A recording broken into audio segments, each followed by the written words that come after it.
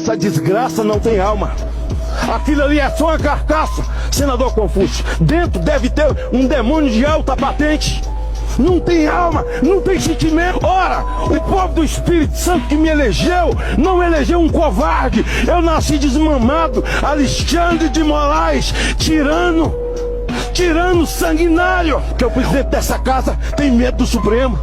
Ou tem medo do Supremo ou faz parte dessa cooperativa. A perspectiva desse time era fazer o mal, dizendo ser democráticos. Era prender pessoas, dizendo que elas são terroristas. E era inocentar terrorista, inocentar ladrão de dinheiro público, que roubou dinheiro público, que foi arrolado com nome e apelido na lista da Odebrecht. Ora, o Crezão, a Marielle ainda vive. Crezão vive. Morreu nas vísceras do Estado. O que essa casa fará, senhor presidente? Que o presidente, eu quero olhar para ele amanhã e dizer uma declaração dele nos jornais de que não dará prosseguimento ao que foi votado na Câmara, fazendo contenção às decisões do Supremo contra essas duas casas, que ele não vai dar prosseguimento. O senhor já reuniu com aqueles que te apoiam? Se as autoridades brasileiras não queriam que um assunto doméstico ganhasse as páginas do mundo exterior, fizeram tudo errado. O ministro Alexandre de Moraes não poderia nunca ter comprado briga com um homem do porte de Elon Musk. Não poderia, se ele quisesse continuar se dando bem.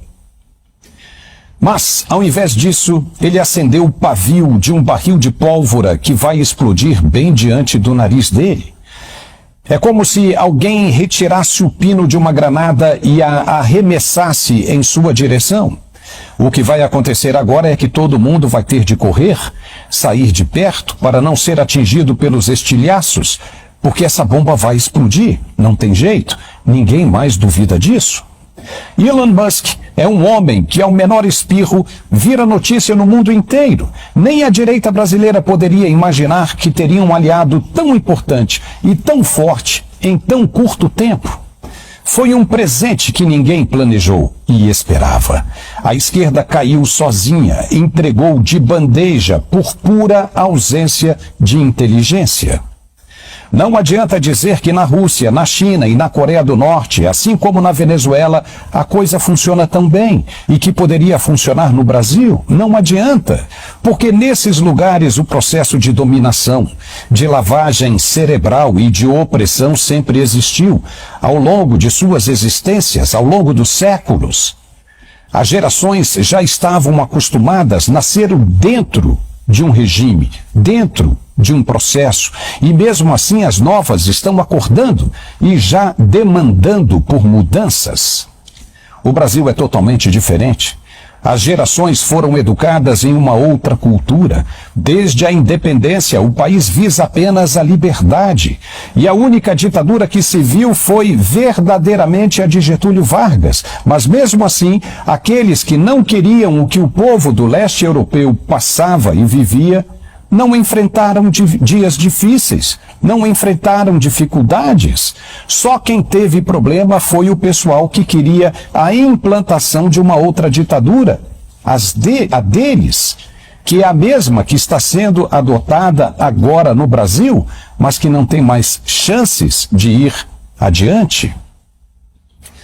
O curioso é que tem gente pagando para ver, pagando para chegar até o último suspiro, com a esperança de que vai conseguir sucesso.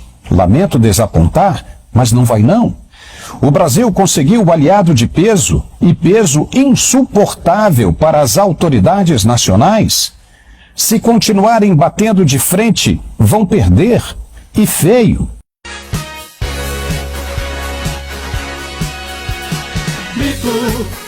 O Brasil tá querendo o mito, nosso povo tá pedindo o mito, queremos o nosso capitão mito.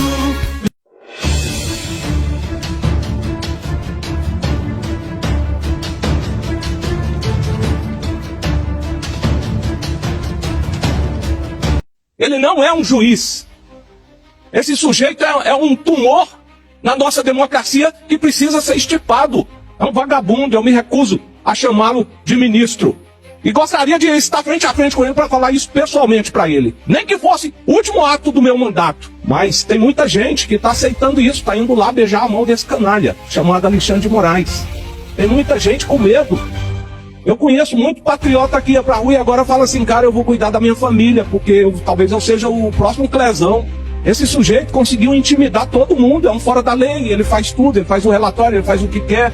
Essa casa aqui não pode ficar em silêncio diante de tantos crimes cometidos por esse sujeito, juntamente com a organização criminosa que ele criou, composta de delegados da Polícia Federal, assessores e uma rede toda de uma milícia que ele montou dentro do Supremo Tribunal Federal. E essas revelações... Falou no G20, abre aspas, foi com tristeza que ao voltar ao governo encontrei um país com 33 milhões de pessoas na extrema pobreza, pessoas famintas. E com a volta dos programas, em apenas 1 ano e 11 meses, o retorno de mais de 24 milhões de pessoas da extrema pobreza. Eu nunca vi uma pessoa tão mentirosa, tão canalha, quanto Luiz Inácio Lula da Silva, que nunca deveria ter saído da prisão, é o pai da mentira. Agora, ele falar que o presidente Jair Bolsonaro deixou mais de 50 bilhões em superávit, e ele aqui já está atingindo 1 trilhão, ele não fala. Então, eu quero dizer aqui ao senhor descondenado Lula, o senhor é mentiroso, canalha, eu quero que você prove que tinha 33 milhões de pessoas famintas na extrema pobreza quando o presidente Bolsonaro deixou o governo. Mentiroso, canalha, que deveria estar preso. Falando aqui do homem que aconteceu aqui semana passada, e eu em 20 anos na atividade policial, eu nunca vi tanto uma imprensa canalha, políticos de esquerda que mentem, e o próprio ditador ministro Alexandre de Moraes, que disse: homem bom na Praça dos Três Poderes é fruto de discurso de ódio, e a anistia vai gerar mais agressividade. Deixa eu falar aqui para a imprensa, para os políticos de esquerda e para o ditador Alexandre de Moraes. Ele fala que é o discurso de ódio que gera isso. Não, ministro Alexandre de Moraes, são suas condenações de ódio, como, por exemplo, uma faxineira presa com uma Bíblia na mão no Rio de Janeiro foi condenada a 17 anos de prisão. No Espírito Santo nós temos o pastor Fabiano, que ficou 1 ano preso, sem ter feito nada. Temos o vereador Armandinho, que era presidente da Câmara, foi preso sem ter feito nada. Nós temos lá a nossa baiana, que está presa até hoje, por essas decisões desses extremistas, decisões de ódio.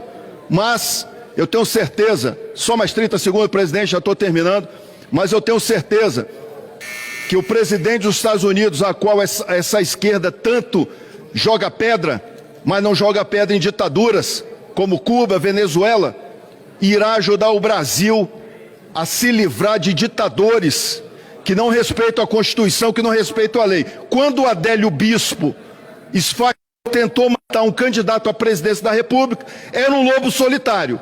Agora um cara que tira sua... é um ataque à democracia. Porra, deixa de ser canalhas.